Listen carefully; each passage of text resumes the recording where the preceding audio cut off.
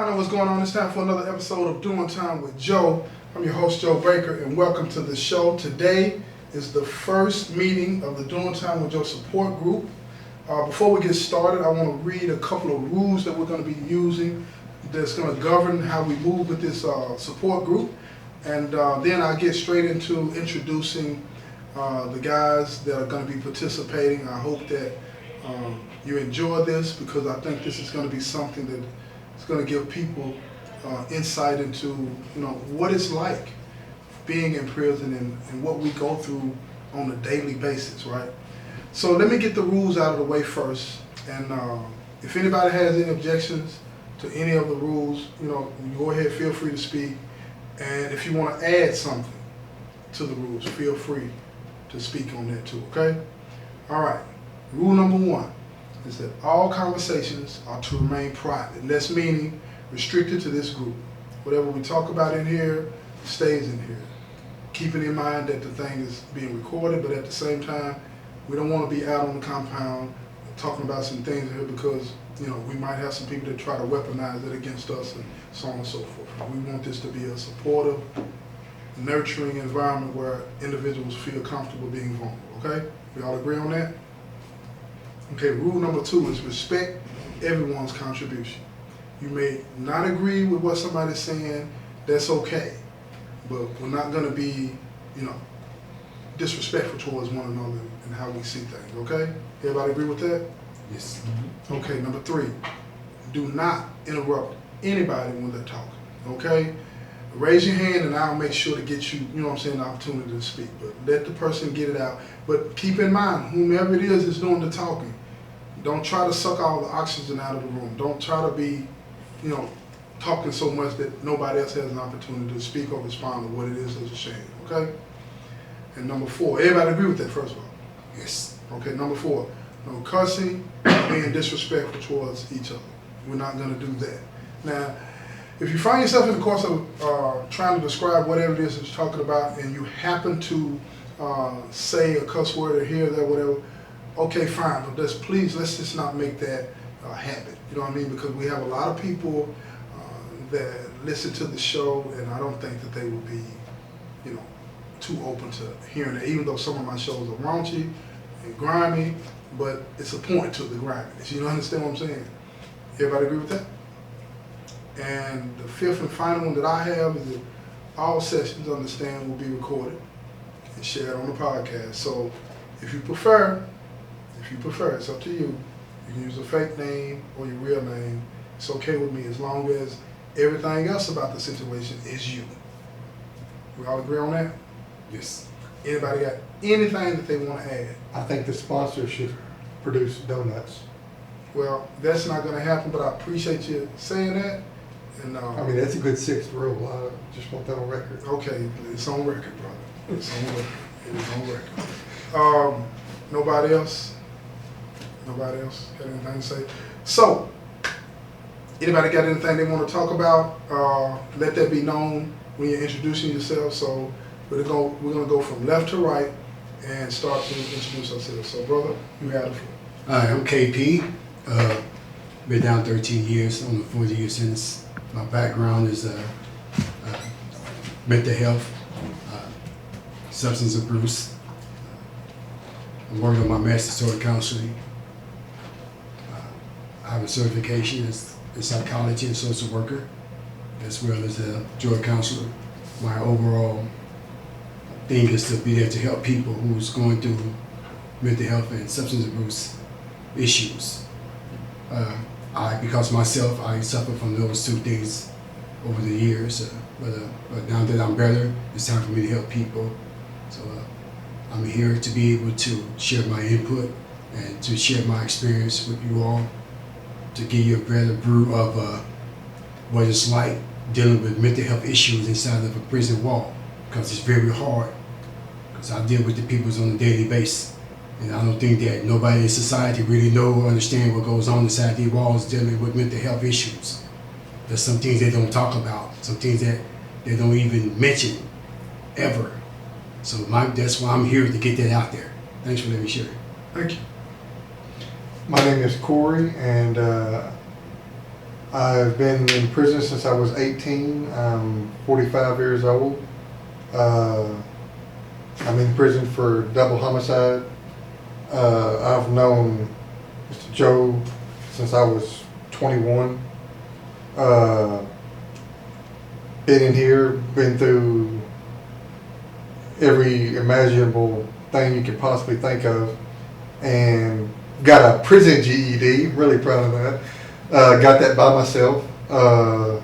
They don't really offer any kind of educational programs for lifers because everything is focused on people getting out.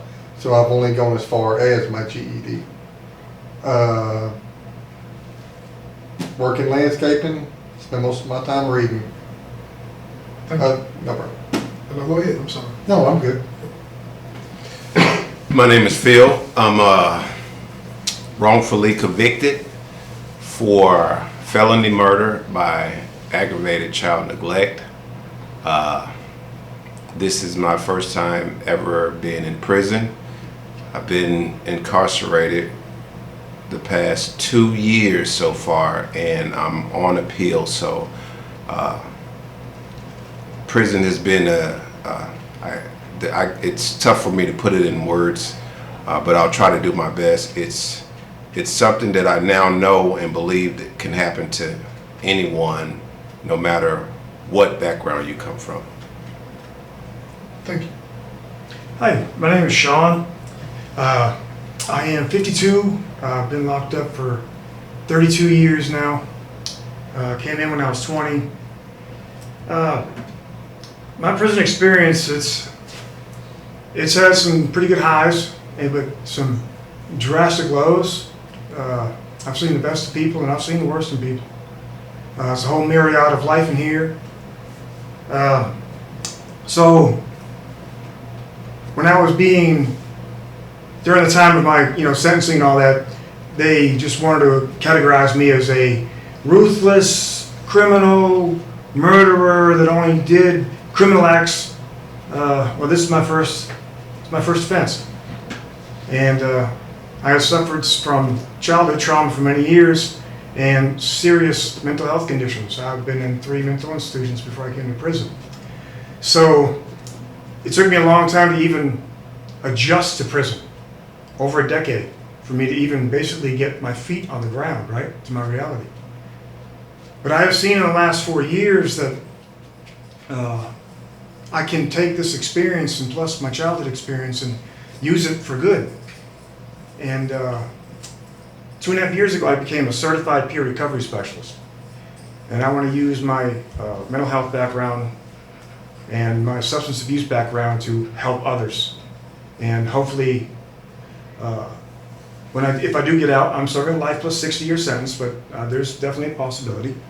I can use it to help people out there try not to get here or deal with childhood trauma. But until then, I'm definitely going to use it while I'm here to help people deal with mental health issues and the struggles that come along with that, and substance abuse, which it's quite prolific in prisons. So that's what I desire to do, is help people. Thank you. Well, I'm Joe. Everybody knows me out there.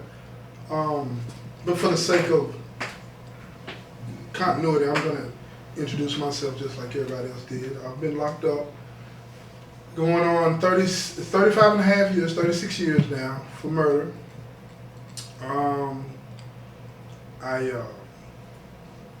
was an active gang member for 20 plus years of my life. I rose to be the 3rd highest ranking person in the state in the particular organization that I was in. And I've done a lot of things. But what I do now has been, my saving grace. It's the most rewarding thing that I've ever done in my life. And I wanted to start this support group because I wanted to give guys the opportunity to feel like they could have somebody to talk to, be vulnerable, and not worry that whatever it is that they shared would be used against them. That's a big problem in here. You can't really let your guard down. And I've come to believe if you can't relax, you can't learn. You can't grow, you can't learn. You don't even have time to address the issues that you have going on inside of you. So I'm hoping that this group will give everybody that participates in it, and especially those of you out there that's listening, the opportunity to experience what it's like to be in prison and grow from that experience, and take what these guys are saying and pass it on to the people out there that you really care about. I don't think that you have to go through something like this to learn from it. And then that's what my hope is for everybody that goes through this support group and that's listening to what we have to say. Now, let's just jump straight into it. What is it that what do you think that prison is really about? Interview. What do you think this place is really about? Incarceration. Incarceration. Okay, explain that a little bit. What do you mean by that? Well, the best way to explain it is the person who runs the facility, the warden that runs it. There's two different types of wardens. There's an incarceration warden, and then there's a rehabilitation warden. A rehabilitation warden is all about programs, about trying to find out why you committed a crime and to do better. An incarceration warden is about taking as much as they can from you, locking you in a cage as much as they can, and just foot on your neck, don't give you nothing, you're nothing but property, pretty much. Mm-hmm. And all the state really, in the last 5 years, I think they've tried to switch from the incarceration to the rehabilitation, but it is a slow and painful process. Yeah. Because that good old boy system is. Okay, so anybody else got anything you want to add to that? Go ahead. I just add to what he just said, Sean, again. The switch over to the rehabilitation, like you said, it's been a painful process. I've seen, but there's almost you have to learn by punishment, right? Explain that. Well, so the gentleman here, most of us spend a good chunk of time, right? So there's a corporal punishment mentality here. That if one person messes up on the pod, let's say we have an incentive meal or something like that, one person messes up, it's almost like they're looking for an excuse to take something from you. For just maybe the simple fact that just to remind you who's in charge, or to just say, we don't think you deserve that anyway. Okay. Maybe they were pressured to give us an incentive meal or something like that, and they're just looking for an excuse to take it. So I'm going to play devil's advocate real quick, unless somebody else got something to add to that. I have something that's different. Go ahead. I believe prison is fake. It's a facade. It's a cover-up of how people truly, and this is just me, how we truly view each other, from family to just mere human beings. Because me being an innocent man, and I mean, there's no doubt in my heart I'm innocent. So it's not a matter of whether people believe me or not. You know what I'm saying? That doesn't move me. But what I've noticed is that this place brings out truly who you are, whether you're an officer, warden, family member, whatever your title is. I believe prison brings this out, because I've been able to be objective in this by sitting back and just watching the interaction and participating in some of the interactions. For instance, my family, I got 4 brothers, 3 sisters. All my brothers active gang members, all been to prison. Mom knows this, she green dot, whatever, she's been through all of it. But when this happened to me, it showed me who she really is. By the time I'm innocent, your son's innocent, he didn't do any of this, what these people are saying. But by the time it came for you to stand as I would see that, and I would think that a mother would stand, you weren't there. Fast forward and moving on to prison. We are humans.